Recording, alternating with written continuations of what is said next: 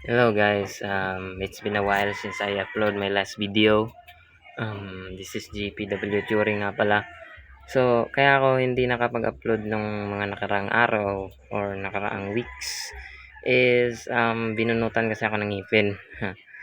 Binunutan ako. For today's topic nga pala, um, yung Jurassic World Camp Cretaceous. So, ito yung thoughts and opinions ko sa Jurassic World Camp Cretaceous. Nung pinakauna kong tingin nito, nung unang release nito, is ang sabi ko na, parang ibang timeline yan, parang ibang ibang world yan, parang ibang universe.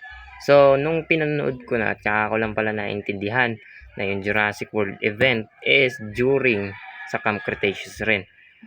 So, ayun na nga, may mga nagustuhan ako at may hindi nagustuhang bagay sa Jurassic World Camp Cretaceous. Ang nagustuhan ko dun is puro excitement ang makikita mo. Ang daming cliffhanger, grabe.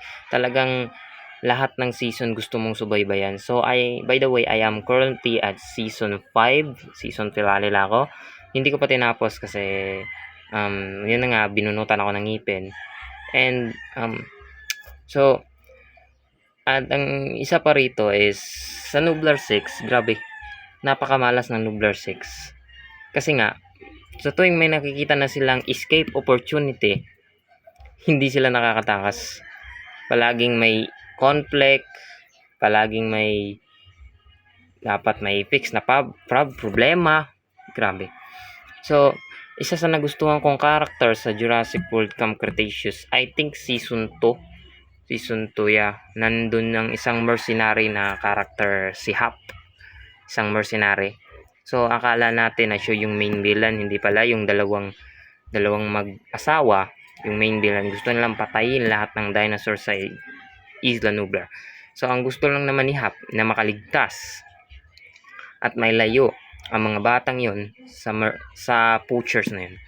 So, I'm really hoping na babalik si Hap kasi hindi ako naniwalang patay na siya. So, kung gusto niyo makapanood nito, available ito sa Loklok. Yeah, at sa Netflix. So, illegal site muna tayo. Hindi tayo makakapanood ng Netflix kasi may bayad eh.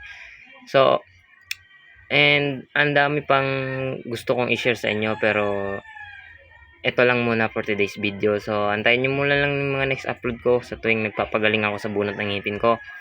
And thank you very much for subscribing. See you and God bless you all.